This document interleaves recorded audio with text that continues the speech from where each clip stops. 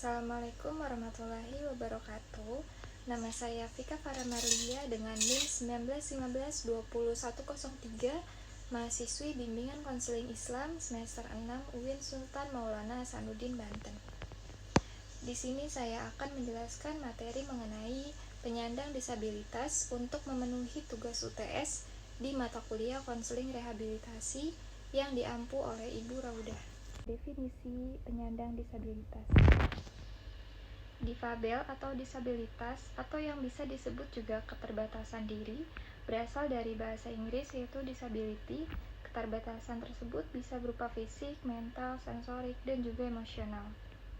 Penyandang disabilitas adalah mereka yang mempunyai kelainan atau gangguan pada alat gerak tubuh meliputi tulang, otot, dan persendian baik dalam struktur maupun fungsinya, sehingga tidak dapat melakukan kegiatan secara wajar. Selanjutnya ada tujuan penyandang disabilitas. Tujuan yang pertama yaitu meningkatkan kapabilitas fisik, mental, spiritual, psikososial, dan keterampilan hidup penyandang disabilitas. Yang kedua, meningkatkan tanggung jawab sosial penyandang disabilitas sebagai bagian dari keluarga, kelompok, organisasi, dan masyarakat. Yang ketiga, meningkatkan keterampilan keluarga dalam memberikan pengasuhan atau perawatan bagi penyandang disabilitas.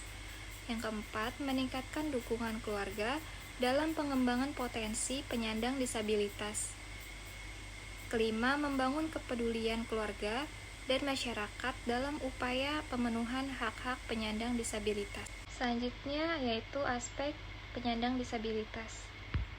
Aspek yang pertama yaitu aspek yang berasal dari penyandang disabilitas itu sendiri, meliputi hambatan fisik mobilitas, hambatan mental, psikologis, hambatan pendidikan, hambatan produktivitas, hambatan sosial ekonomi, dan hambatan fungsi sosial.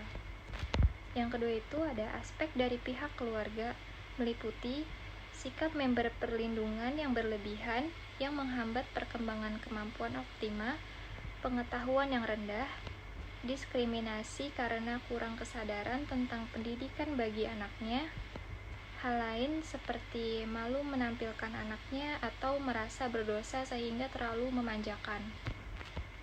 Yang ketiga ada aspek dari masyarakat, meliputi masyarakat ragu terhadap kemampuan atau potensi para penyandang disabilitas, bersifat masa bodoh, lemahnya pengelolaan organisasi bidang kecacatan, terbatasnya lapangan pekerjaan penyandang disabilitas, dan aspek dari pemerintah di mana undang-undang penyandang disabilitas belum dijalankan dengan baik. Tahapan atau prosedur penyandang disabilitas. Yang pertama itu ada peer-to-peer support, yaitu merupakan langkah pendekatan yang diberikan secara langsung dari konselor kepada penyandang disabilitas baru. Pada tahap ini, konselor harus aktif melakukan pendekatan, salah satunya dengan datang langsung ke tempat tinggal penyandang disabilitas. Yang kedua itu ada penilaian dan survei interaksi. Saat proses konseling dalam peer-to-peer support sedang berjalan, konselor harus melakukan penilaian dan survei secara tersirat. Tujuannya mendata kebutuhan apa saja yang diperlukan penyandang disabilitas. Yang ketiga itu ada menyediakan alat bantu. Setelah mendata apa saja yang dibutuhkan penyandang disabilitas, konselor harus memperkenalkan cara menggunakan beberapa alat bantu tersebut. Pengenalan ini harus dimulai dari pengalaman konselor sebagai penyandang disabilitas. Yang keempat itu ada memulai proses rehabilitasi.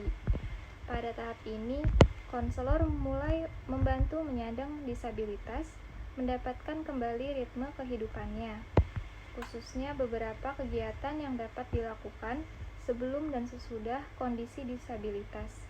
Misalnya dengan cara mengajarkan penyandang disabilitas melakukan mobilitas atau komunikasi dengan teknik tertentu. Kekurangan penyandang disabilitas. Dari keterbatasan tersebut membuat para penyandang disabilitas tidak mampu mengembangkan kreativitas dan prestasinya. Selain itu juga, anggapan atau pandangan yang tidak baik membuat mereka kurang mendapatkan tempat di lingkungan masyarakat. Mereka seringkali mendapatkan diskriminasi seperti dianggap aneh dan derajatnya yang rendah dari orang normal pada umumnya.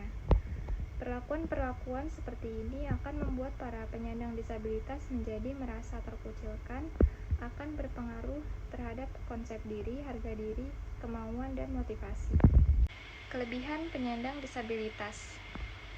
Keterbatasan yang dimiliki oleh para penyandang disabilitas tidak boleh dijadikan suatu alasan oleh individu untuk menjadi tidak berkembang dan berprestasi.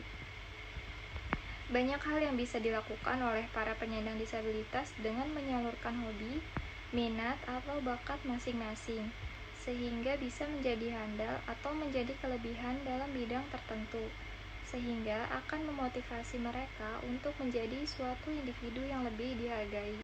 Sekian penjelasan mengenai penyandang disabilitas. Terima kasih. Wassalamualaikum warahmatullahi wabarakatuh.